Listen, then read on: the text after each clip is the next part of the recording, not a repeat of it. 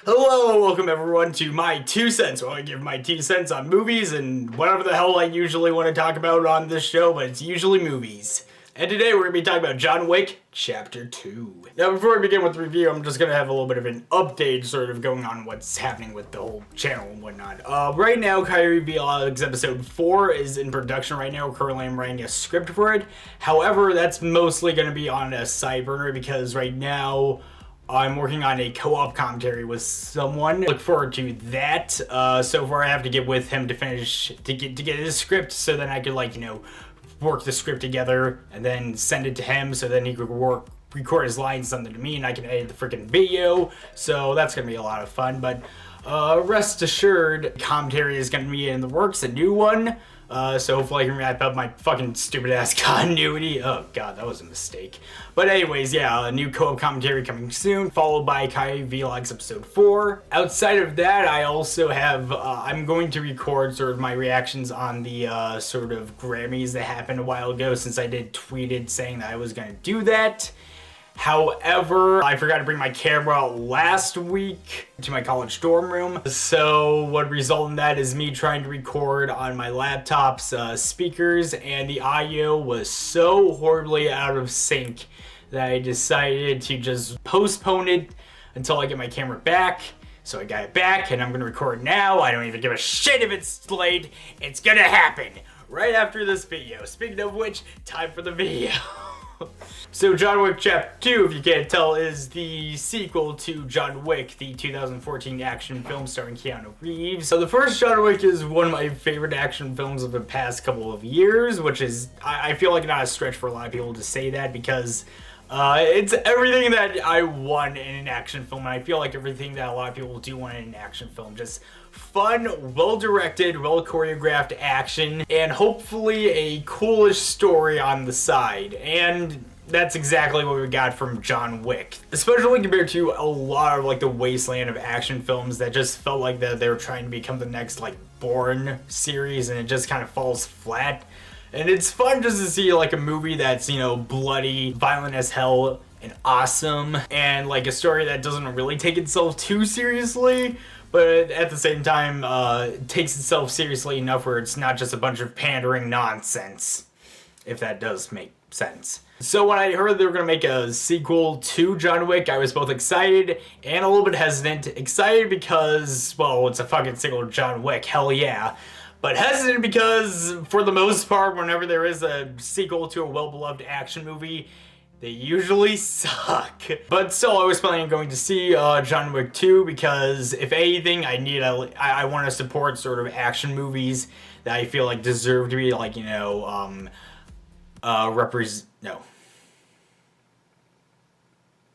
that I deserve to have a profit. That does sound a little bit arrogant, but whatever. It has good reviews. I want to fucking see it, okay? And I like it. Now time for my thoughts. The good. So one of the things that I liked about the movie and the last movie is that the acting is solid. I wouldn't really say that it's Oscar-worthy acting, but it is solid acting. Keanu's good, in the last movie, and I do feel like the John Wick movies are using Keanu's sort of skills as an actor, because, well, I don't necessarily consider him to be a bad actor. I do consider him to be good. He does have limits, and I don't necessarily feel like he has a lot of range as an actor, because I'm pretty sure anyone that saw Bram Stoker's Dracula can definitely attest to that. But I do feel like that they do use sort of Keanu's skills at being kind of this more stoic, non-emotional actor, but at least pull off to their advantage as being a pretty badass sort of action hero, but is definitely emotionally attached, if that does make sense. If it does kind of a little bit condescending to Keanu, sort of saying that he's a good actor but not too good, I will have to give him this. He did do a lot of training just for not only the fight choreographies but also the gun training too, to look as much of a badass as he was. It is great to see Keanu sort of committing to his role, so I have to give Keanu Reeves some credit for that. Lawrence Fishburne, who is in the movie, even though he doesn't necessarily have like a huge role. It's mostly reserved for a cameo, but he's great in the movie. And yes, I did giggle in my seat seeing Neo and Morpheus on the screen together at last again. Ricardo Scamaristo? I believe that's how he pronounces his name. I'm not sure. He plays a bad guy in the movie, and he's great as playing like that type of weaselly, slimy, sort of magnificent bastard type of character that the role sort of asked for, and he was totally great as being like a guy that you just want to punch in the fucking face. Ian McShane is back as sort of the manager for the Assassin's Hotel, like in the last movie, and he was great again. John Leguizamo also makes a return as sort of the mechanic to John Wick, John Wick, like, you know, takes his car to. He's great in the movie, although it's a little bit disappointing because he doesn't really have a lot of screen time in this movie like he did in the last movie, and even then he didn't necessarily have like a lot of screen time, but it was a little bit disappointing that he wasn't in the movie for long. But still, John Leguizamo was pretty cool. For the most part, the acting is great, but that's not what we're here for a John Wick movie. You know what we're here for is some kick-ass action, and oh boy does it deliver. One of the things that I and a lot of people do like about the John Wick movies is that the action scenes are fantastic.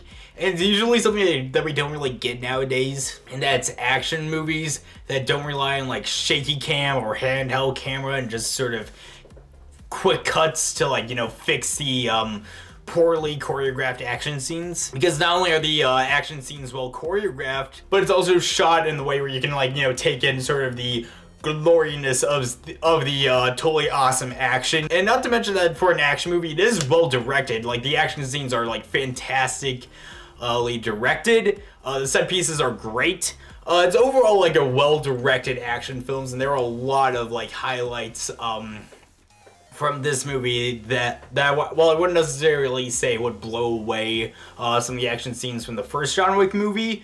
Although, to be fair, time will have to tell on that one. There still were a lot of great action scenes. The opening to the movie just, like, you know, is an action film and just sets you right into the carnage, and it was great. I especially love, like, the part in the movie where, like, John Wick was driving his car, there's like a bad guy, and he just rams the fucking side into him. I just thought that was totally awesome. It's great. The two fight scenes that Keanu and Common, you know, sort of duked it out to, especially the second one too, because they're in like a subway, and like Keanu and Common are like staring down at each other like, yeah, I'm gonna kill you, I'm gonna kill you, I'm gonna fucking kill you, I'm gonna wreck your shit up, son. You have knives, and it's really intense. Like, the build-up is super intense, and when it does finally happen, it's really, like, you know, awesome. And the final fight scene, which is probably the best fight scene inside the movie, it takes place in like an art gallery, and it ends with like John Wick and a bunch of the like sort of people after him going into like a hall of mirrors, and it's just this really like visually stimulating shootout, and it's beautiful to say the least. Like, it's certainly, like, I mean, if anything else, one of the things you have to, if you don't like John Wick, one of the things you have to appreciate is that for action films, they are fantastically directed. Like, I'm not necessarily saying, like, it's so well directed that it's like fucking Nicholas Winding Refn directing Drive, because it's not that good, but it's great in that, like, the director knows how to, like, you know, not only make a action film, but just has like the confidence to make like a film in general both look like visually stimulating, and also does know how to, like, you know, tell a story through the camera for like the action scenes. And it certainly is great just to, like, you know, see just how well directed it is. And another thing I just love about the John Wick movies is that they know exactly what they are. They're just dumb action movies that are inspired by like comic books and anime,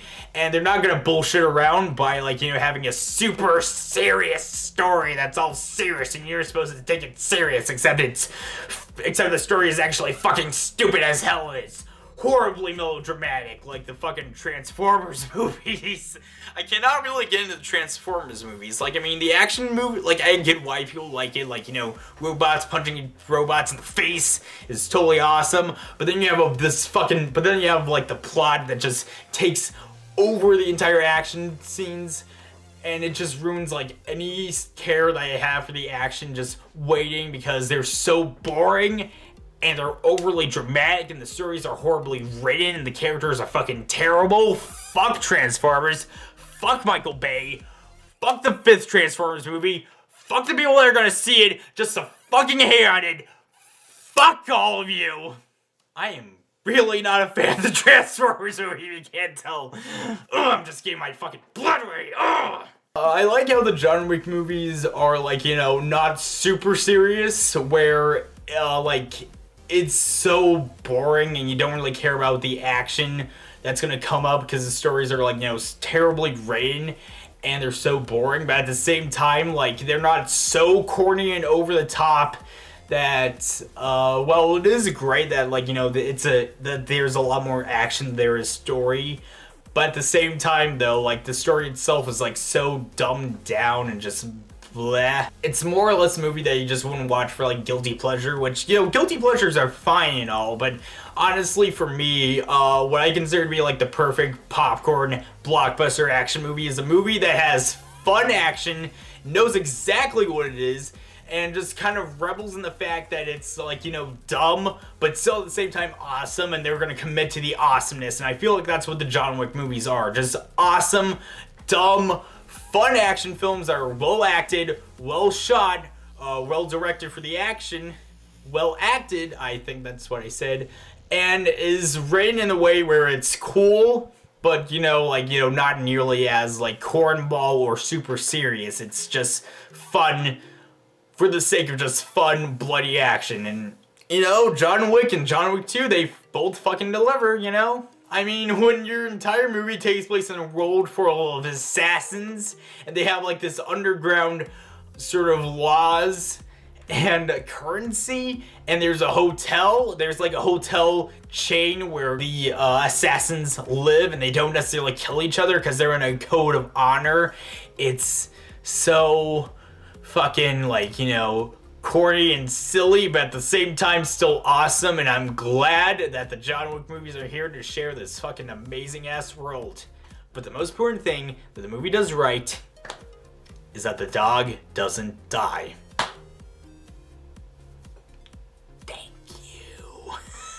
The bad. One of the things I didn't necessarily like about the movie, and I feel like this is a common complaint for a lot of other people, is like the conflict and the plot itself for this movie is a lot more forced. To be fair, that is a common trait with action movie sequels, and that while the first movie is, like, written as a standalone thing and they didn't necessarily think they're gonna make a sequel, so when they do make a sequel, they have to, like, you know, bring the character back into the world. And for this one, it feels a lot more forced. And not to mention, like, how the hell are you gonna top the first John Wick movie? Because the first one is about John Wick taking revenge on a bunch of fucking gangsters for being a bunch of subhuman pieces of shit for killing his dog. Which is something that you don't do, like, you know, you kill an adorable pupper, you're gonna get killed. So for the second movie, it just feels, like, really contrived and forced. Like, it just felt like they needed, like, an oh shit, how do we write this character back inside the movie? Oh, I know, how will we have some, he made, like, this deal with, like, this really crazy gang lord, and if he just doesn't necessarily complete it, he's gonna fucking die. That doesn't really make any sense, but you know what? Who cares? We need some way to, like, have Keanu Reeves come back and shoot people in the fucking head. Honestly, if I was, like, you know, writing the screenplay, I would honestly have John Wick just, you know, come back to the assassin's world and just have it be, like, you know, mission that he's doing. It turns out, like, the guy that John Wick is getting paid from just is all like, hey, you know what? Fuck you, John Wick, we're gonna kill you. How, yeah, you know? Which does end up happening inside the movie, but I would just, like, you know, have it just be like John Wick comes back instead of having it be like this deal with, like, some guy and whatnot, and yada yada. Like I said before, I do really enjoy the world. It's, like, a really, like, awesome sort of comic book and anime type of story that would take place in, like, a comic book or an anime. You know, but I do feel like there is a point. The whole world itself does go to, like, I wouldn't necessarily say a jumping the shark moment, but it does sort of, like, you know, go to a point where I'm like, okay, you know what, it's kind of crossing the line. It just raises a lot more questions than it probably should have. And, it's not necessarily, like, you know, a bunch of action scenes that take place in, like, you know, public places, like in fucking Times Square or whatever. So the point where I'm like, okay, this is really borderline is, when it turns out that there's a bunch of homeless people that are in the assassin world. Yet for some reason, they're still fucking homeless. What? I also felt like the movie is a lot longer than it should, which it turns out it is. I feel like that the movie itself is like a half an hour longer. Like the first John Wick was 1 hour and 40 minutes. I believe this one was like just a little bit over 2 hours. And it kind of does show by like the end of the movie. Like I was still like, invested with it when it's going on. And just before John Wick meets his Lawrence Fishburne's character, I'm like, how long is this movie going on? I checked my watch on my phone, which, calm down. There wasn't really anyone that was in the theater that I went to. I went on like a Tuesday afternoon because that's when I'm free on my schedule from college and shit. So I can watch John Wick motherfucking Chapter 2. And I noticed it was the movie started like around 4 and it was around 6. I'm like, holy shit, this movie went on for like over 2 hours. Damn! Okay, now for my final thoughts. It's a fucking awesome as hell action movie. You should definitely go see it. I wouldn't necessarily say that it's as good as the first John Wick movie. Mostly I felt like that the plot itself, that the story itself is a lot weaker than the first one. Like it doesn't have that awesome oomph that the first one has when having revenge on some gangster subhuman piece of shit for killing your dog. At the same time though, it still is really awesome as hell, and I definitely do recommend you check out not only the first one but also this one too, because so far John Wick is proven to be like one of the better action films that are released nowadays. Which is definitely something that is to be applied with, which only means one thing, that the third movie is going to suck. I mean, it's the rules of film. If the first 2 movies are good, the third movie is going to be the worst of them all. Just saying. But hey, those are my 2 cents. Thank you for watching. If you liked this video, please be sure to hit the subscribe button for more of my content, including videos not related to this one. Be sure to hit the bell notification to keep updates on all future content as well. Also be sure to follow me on Twitter, Tumblr, DeviantArt, and all other websites I have linked down in the description. And be sure to comment if you wanted to say you liked it or how I can improve in future videos. Again, thank you for watching.